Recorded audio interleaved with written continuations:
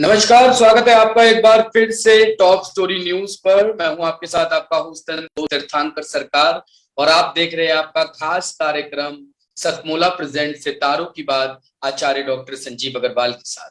दर्शकों, जैसा कि आपको पता है, रोजाना हम आप लोगों के लिए नित्य नई जानकारियां जो है वो लेकर आते हैं।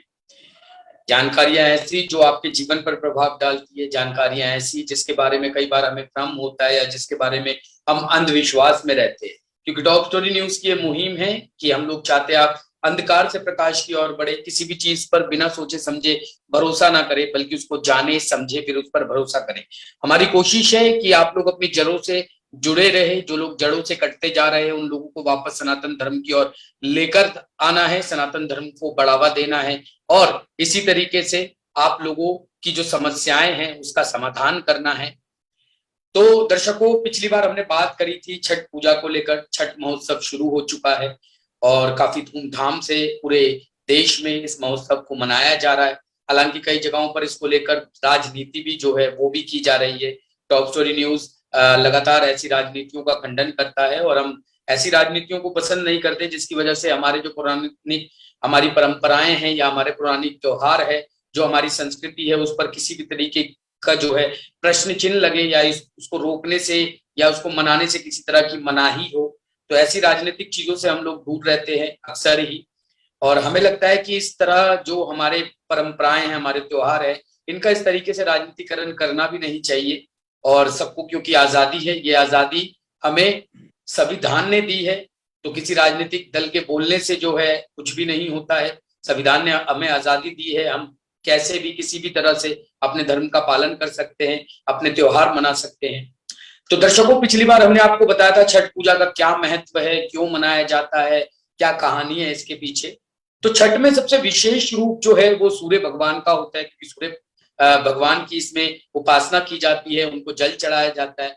तो सूर्य भगवान को जो है जल क्यों चढ़ाया जाता है, इसके पीछे जो है क्या कारण है, सूर्य भगवान को, सूर्य देव को जल चढ़ाने के पीछे का महत्व क्या है, आज हम इस चीज पर बात करेंगे। आचार्य जी को मैंने पहले इसके लिए कहा था कि आचार्य जी ये टॉपिक जो है हम लोग डिस्कस करेंगे, ताकि दर्शकों को पता चले कि ऐसे ही हम कई वर्षों से सूर्य को जल चढ़ाते नहीं आ रहे हैं। इसके पीछे बहुत बड़ा वैज्ञानिक कारण है, बहुत बड़ा ज्योतिषीय कारण है। सूरज भगवान को जल चढ़ाने से क्या क्या आपके जीवन में परिवर्तन हो सकते हैं, क्या चमत्कारिक बदलाव आ सकते हैं, इसके विषय में जो आचार्य जी आपको खुल के बताएंगे। आचार्य जी, बहुत बहुत स्वागत है आपका टॉप स्टोरी न्यूज पर। नमस्कार, जय मां भारती, जय श्री राम। एक्चुअली में सरकार, सबसे पहले तो मैं अपने व्यूअर्स को धन्यवाद देता हूं कि वो हमको पसंद कर रहे हैं, ये मुझको अब आभास होने लगा है। दूसरा, कल आपका जन्मदिन था, मैं आपको भी शुभकामनाएं इस मंच के माध्यम से टॉप स्टोरी के वर्तमान सरकार को देना चाहता हूं कि वो हमेशा स्वस्थ रहें, मजबूती के साथ लोगों की आवाज बने, उनको आवाम के लिए कुछ करें, ऐसी भारतीय संस्कृति को उनके सामने जागृत करें, जिससे हमारी जो जनता है, हमारे व्यूअर्स हैं, वो जान सके कि सनातन धर्म की गहराई क्या है। मैं पुनः आपको बधाई देता हूं, आप हमेशा बहुत धन्यवाद आचार्य जी। देखिए, सूर्य को जल देना एक परंपरा है, लेकिन जो भी हमारे ऋषि मुनियों ने इसको परंपरा में ढाला होगा तो उन्होंने सोचा होगा कि जब हम सूर्य को जल देते हैं तो सूर्य की निकलने वाली रे किरण हमारे शरीर को जल के माध्यम से छूती है, जिससे हमारी बॉडी की जितनी भी अल्ट्रीज है वो बिल्कुल ठीक ठाक हो जाती है, माइग्रेन जैसी प्रॉब्लम खत्म हो जाती है, शरीर की जो धमनियां हैं वो रक्त का प्रवाह अच्छा कर देती है, हमारी जो आंखें हैं वो निरोगी हो जाती है, हमारा जो शरीर है वो बलिष्ठ हो जाता है, साथ में विटामिन डी हमको मिलता है। लेकिन दोपहर के अंदर जो रे किरण की जगह पर अल्ट्रावायलेट आती है वो शरीर को नुकसान देती है। अगले दिन जब हम फिर जल देते हैं तो वो भी हमारे नुकसान की भरपाई कर देती है। लेकिन जो धर्म का आवरण है वो दूसरा है। हिंदू सनातन संस्कृति में सूर्य को भगवान की तरह पूजा जाता है, ये आप जानते भी होंगे। सूर्य को सभी ग्रहों में श्रेष्ठ माना गया है, क्योंकि सभी ग्रह सूर्य के ही चक्कर लगाते हैं, इसलिए सभी ग्रहों में सूर्य को सर्वश्रेष्ठ माना गया है। हिंदू धर्म में सूर्य का बड़ा महत्व बताया गया है। शताब्दियों से हमारी परंपरा में स्नान के बाद सूर्य को अर्घ देने की, अर्थात जल चढ़ाने का नियम है। सूर्य को जल चढ़ाने की धार्मिक मान्यता क्या है, ये मैं आपसे बात करूंगा। सूर्य को सभी ग्रहों में विशेष माना जाता है। जैसे मैंने बताया, सूर्य की उत्पत्ति स्वयं नारायण से हुई थी। हिंदू जी धर्म में सूर्य की पूजा की जाती है और सूर्य को अर्घ दिया जाता है। ऐसा माना जाता है कि अगर सूर्य देवता आपसे प्रसन्न है तो बाकी ग्रह का असर आपके ऊपर नेगेटिव नहीं पड़ता। इसलिए सूर्य जी की पूजा उपासना को शुभ फलदायी माना जाता है। रविवार को सूर्यदेव का दिन माना गया है। रविवार का मतलब रवि, रवि बोले तो सूर्य, और इस दिन सूर्यदेव की उपासना करने से तो जीवन सफल होता है। भगवान राम भी सूर्य को जल देते थे, इसलिए सूर्य की जल चढ़ाने की परंपरा सहस्त्रों वर्षों से आज तक चली आ रही है। तो अगर आपके मन में भी कोई इस तरह की प्रश्न आप उठता है तो जवाब यहाँ से जान सकते हैं कि सूर्य को जल क्यों चढ़ाया जाता है, इसका वैज्ञानिक महत्व क्या है ये बताता हूँ।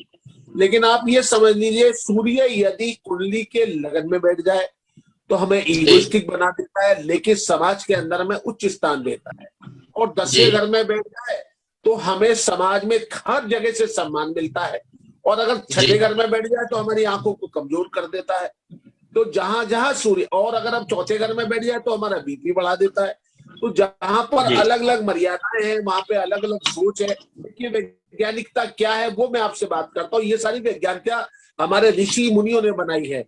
सूर्य को जो जल चढ़ाने का धार्मिक महत्व के साथ वैज्ञानिक महत्व भी है। वैज्ञानिकों के अनुसार जब भी कोई व्यक्ति सुबह के समय सूर्य को जल चढ़ाता है तो सूर्य से निकलने वाली किरणें उस व्यक्ति को स्वास्थ्य लाभ देती है। जी सुबह के समय सूर्य की जो किरणें निकलती हैं वे हमारे शरीर में होने वाले रंगों के असंतुलन को संतुलन में बदल देती है। सूर्य की किरणों में इंद्रधनुष के 7 रंगों का समावेश होता है और यह रंगों के विज्ञान का काम करता है। विज्ञान के अनुसार सुबह के समय सूर्य जब जल चढ़ाते समय इन किरणों के प्रभाव से यह रंग संतुलित हो जाते हैं। जी इससे शरीर की प्रतिरोध शक्ति बढ़ जाती है। इसके अलावा दूसरे वैज्ञानिक कारण है, सूर्य सुबह के समय सूर्य से निकलने वाली विटामिन डी सूर्य की रोशनी से शरीर में विटामिन डी को कमी नहीं होने देती, पूरा कर देती है। इसके अलावा सूर्य की सुबह की रोशनी सुंदरता बढ़ाने का काम करती है और इससे आंखों को भी स्वास्थ्य लाभ मिलता है। अब आता है इसका ज्योतिष महत्व, आपको फिर दोबारा बताता हूँ। ज्योतिष विज्ञान में सूर्य को जल चढ़ाने से कई महत्व बताए गए। यदि कोई व्यक्ति ब्रह्म मुहूर्त में नहाकर साफ कपड़े पहनकर सूर्य को जल चढ़ाए तो उसकी मनोकामना पूर्ण होती है। जब सूर्य उदय होता है तब लालिमा युक्त सूर्य को जल चढ़ाने मात्र से बहुत लाभ मिलता है। इसके अलावा रोगों से मुक्ति पाने का सुबह को सूर्य जल चढ़ाना हमेशा लाभप्रद होता है। निश्चित ही आप समझ रहे हो कि सूर्य को जल चढ़ाने की धार्मिक मान्यता ही नहीं है बल्कि वैज्ञानिक और ज्योतिषी कारण भी है। क्यों ना आप भी सूर्य को जल चढ़ाने लगे और सूर्य के चमत्कार को देखें। जिन लोगों को माइग्रेन रहता है उनको सूर्य के अंदर थोड़ी सी रोली डाल के जल चढ़ाना चाहिए। जो लोग सूर्य से हमेशा लाभ लेना चाहते हैं, 24 मिर्ची के दाने पीले रंग के निकलते, लाल मिर्ची में से पीले रंग के दाने निकलते, निकाल के जल में मिला के सूर्य को चढ़ाइए तो आपको धन संपदा का लाभ होता है।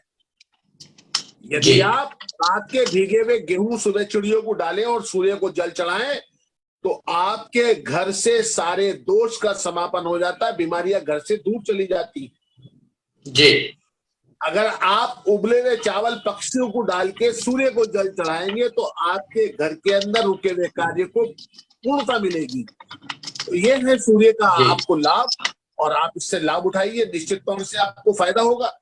देखिए, कोई भी चीज हमारे धर्म के में बिना बातें नहीं आई है जी। उसका कुछ ना कुछ मानवीय कारण होता है, कुछ ना कुछ धार्मिक कारण होता है और उसका आज की दृष्टि में भी वैज्ञानिक कारण है। एक बात और बताना चाहता हूं दोस्तों, हम ज्योतिष वहां शुरू होता है जहां मेडिकल साइंस रुक जाती है, जहां पर वैज्ञानिक रुक जाते हैं। कारण एक बच्चा पैदा होता है, हम उसकी कुंडली जब बनाते हैं तो लिख देते हैं बच्चा किस फील्ड में जाएगा, क्या करेगा, इसका स्वास्थ्य कैसा रहेगा। क्या मेडिकल साइंस बता सकती है बच्चा किस फील्ड में जाएगा, इसका स्वास्थ्य कैसा रहेगा? अब तो नई एक पद्धति निकाली है कि उसकी नाभि को प्रिजर्व कर दिया जाता है, जो अमन नाल होती है उसको प्रिजर्व कर दिया जाता है, तो वो टेस्ट करके बताते हैं कि इसके साथ ये होगा, ये ऐसा निकलेगा। लेकिन ज्योतिष में ग्रहों को देख के, ये मेरे साथ एक वाक़ा हुआ, मेरी बिटिया के बिटिया हुई तो मेरठ की जो टॉप की डॉक्टर है उसने मुझसे कहा, नाम नहीं बताता, नाम बताने से व्यवस्था बहुत बिगड़ जाती है। उन्होंने कहा अंकेल आप बताइए क्या स्थिति है इसकी। मैंने उसके बारे में लिखा, इस बच्ची को नजला रहेगा बहुत और जी जल्दी जल्दी बीमार पड़ेगी, लेकिन बहुत जल्दी ठीक भी हो जाएगी।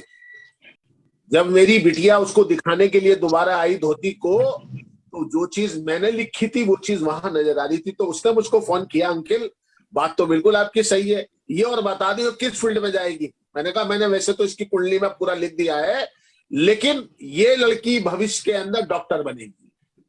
जी और दोस्तों मैं आपको बता दूं, अभी वो 2 साल की है, 2 साल की अब अभी हुई है 6 तारीख को कंप्लीट, 6/11 जी को 2 साल की हुई है।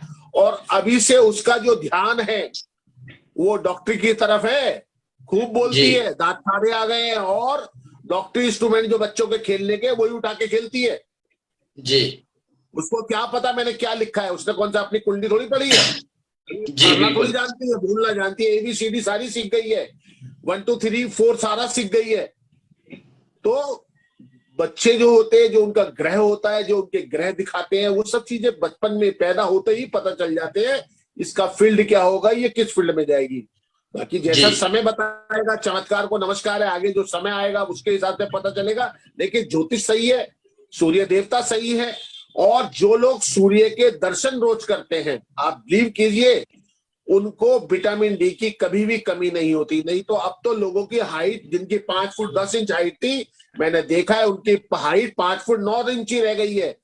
जी 1 इंची जगह कहाँ चली गई, पता ये चला है कि वो ना तो उनको कोई दूध पीते हैं, ना ही वो सूर्य के दर्शन करते हैं, सूर्य के आगे बैठते हैं, ना वो धूप में जाने की इच्छा रखते हैं। तो ऐसे लोगों को विटामिन डी कमी होगी तो हड्डियां अपने अंदर एक दूसरे में कम होती चली जाएंगी।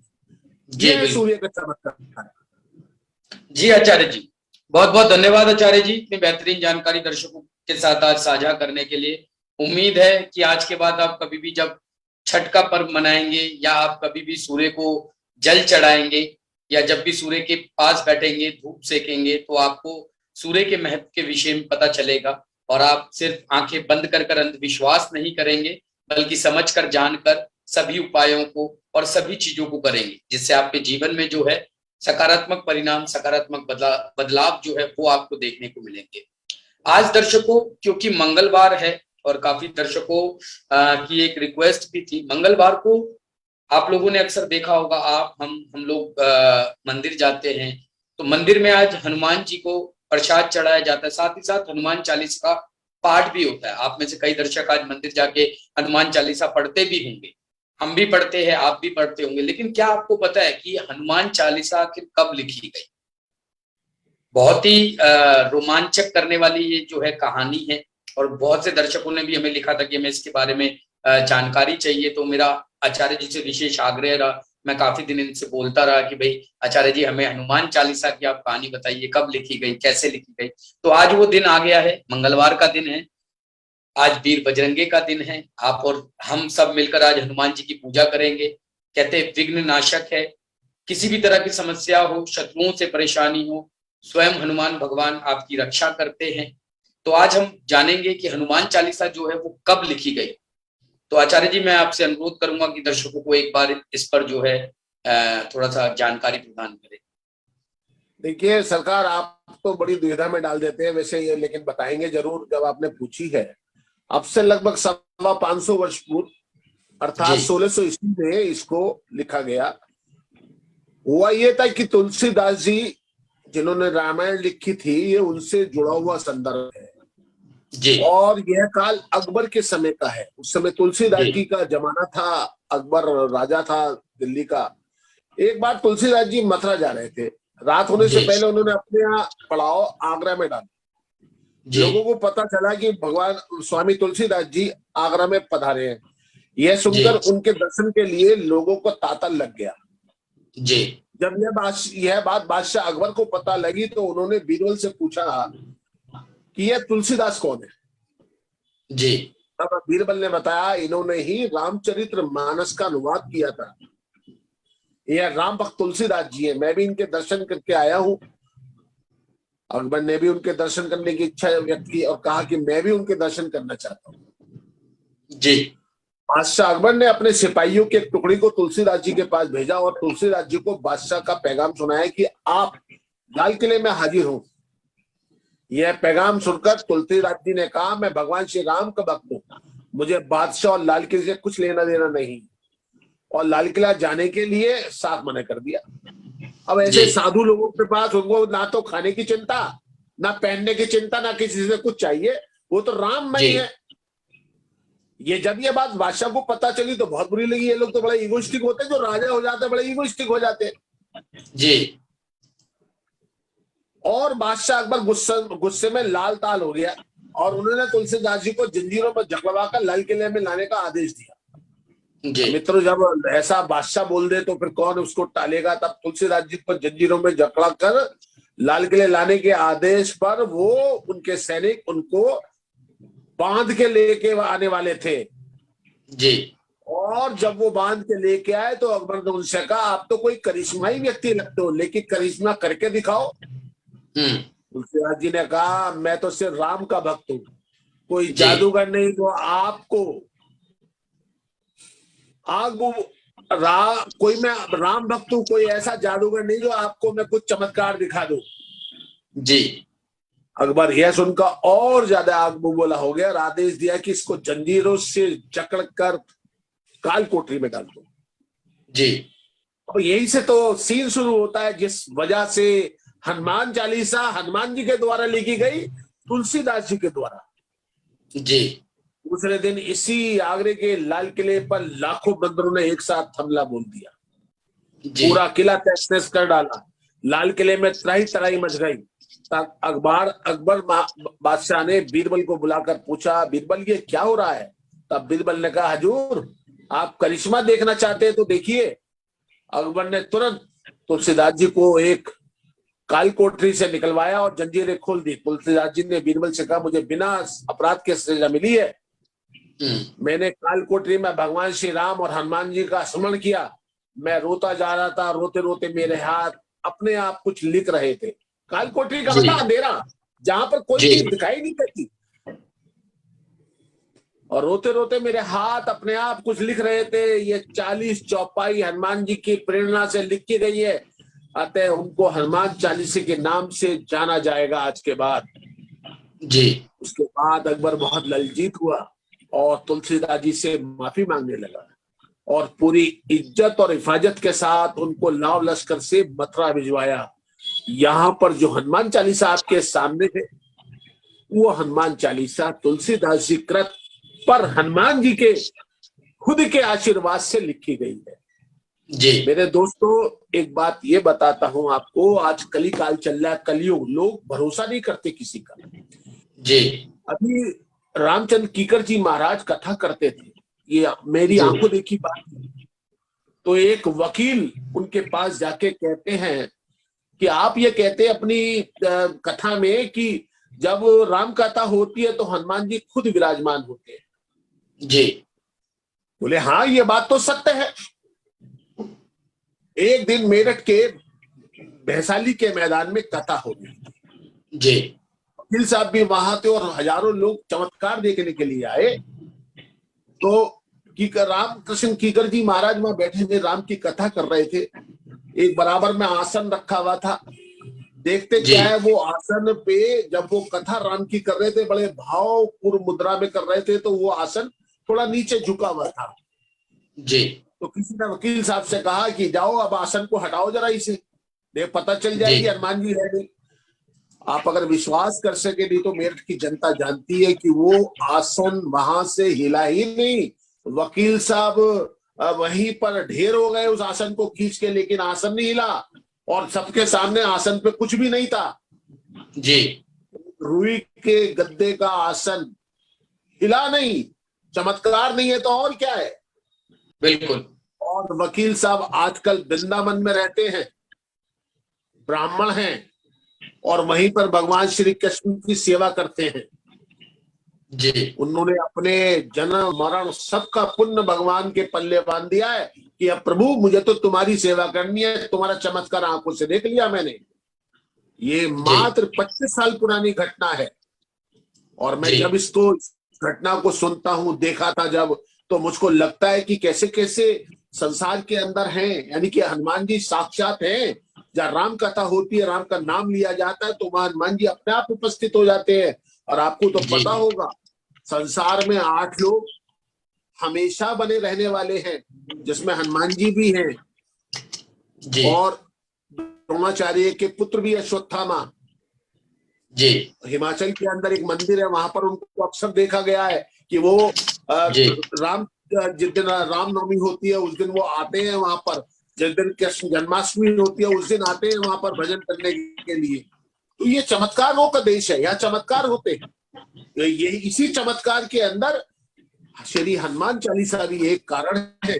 जिस घर में बच्चे रोते हैं, जिस घर में बच्चे डरते हैं, यदि रात को वहां पर जी हनुमान चालीसा का पाठ किया जाए तो घर के अंदर डरना बंद हो जाता है, लोग डरना छोड़ देते हैं और भूत प्रेत पिशाच निराचर कोई भी उनको नहीं डरा सकता। ये हनुमान जी की जी कल्पना है, हनुमान जी का आशीर्वाद है।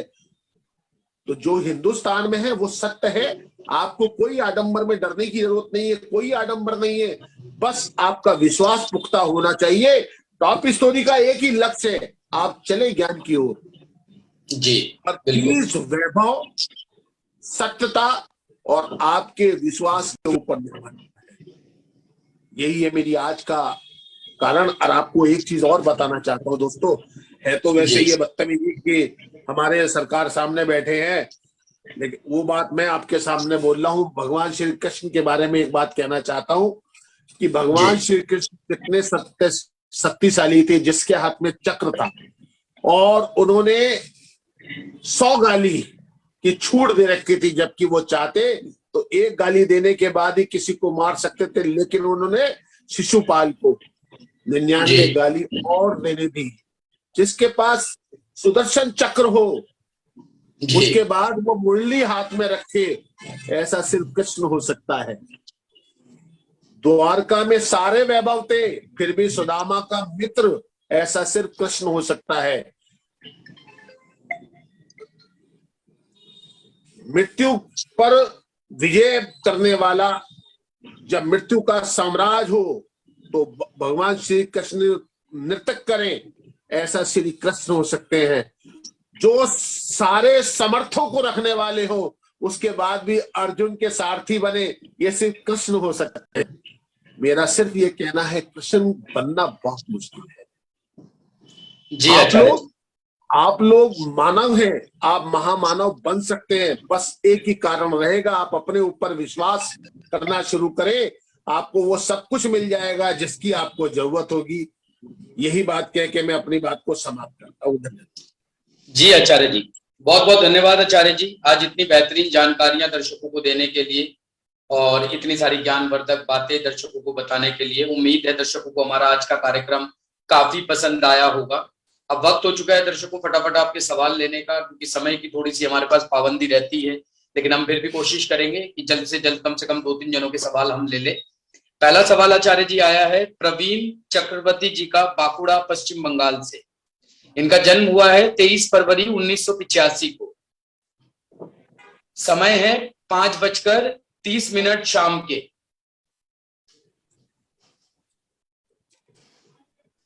और ये लिखते हैं कि इनका स्वास्थ्य काफी खराब रहता है, काफी डॉक्टरों से इलाज करा रहे हैं, लेकिन लगातार कोई ना कोई इनको परेशानी जो है वो बनी रहती है। तो क्या किसी तरीके का दोष है, क्या उपाय करे, जानना चाहते हैं। हाँ देखिए, इनका स्वास्थ्य खराब रहता है, इनको लीवर और किडनी के अंदर कुछ ना कुछ या पेट संबंधी इनको परेशानी चल रही है।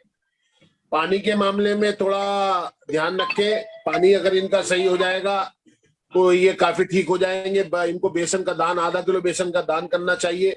हालांकि इनके जीवन में इनकी पत्नी के सुख में भी कमी है, जिसकी वजह से इनके जी दिल के ऊपर इस बात की ज्यादा परेशानी है और जी हर काम इनका लेट होता है। कुंडली के अंदर पूर्ण कालसर्प दोष है।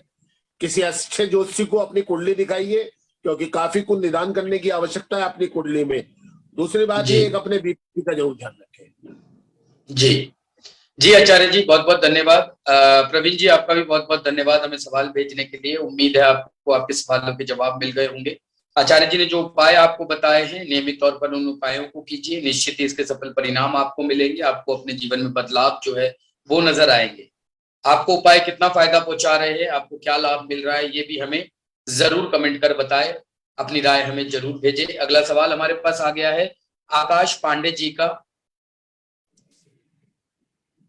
एक आकाश पांडे जी का आ गया है। आगे बढ़ जाओ, कोई बात नहीं। हाँ जी, आकाश, इनका जन्म हुआ है 10 दिसंबर 1995। 10 दिसंबर 1995 को इनका जन्म हुआ है। समय है 9:35 रात के। 10 दिसंबर 1995, समय रात के। और इन्होंने लिखा है आकाश पांडे जी ने कि विवाह में रुकावट आ रही है इनके, और जन्म स्थान जॉब कहाँ है की इनका? समस्या। जन्म स्थान, जन्म स्थान जन्म स्थान इनका है महाराजगंज, बिहार।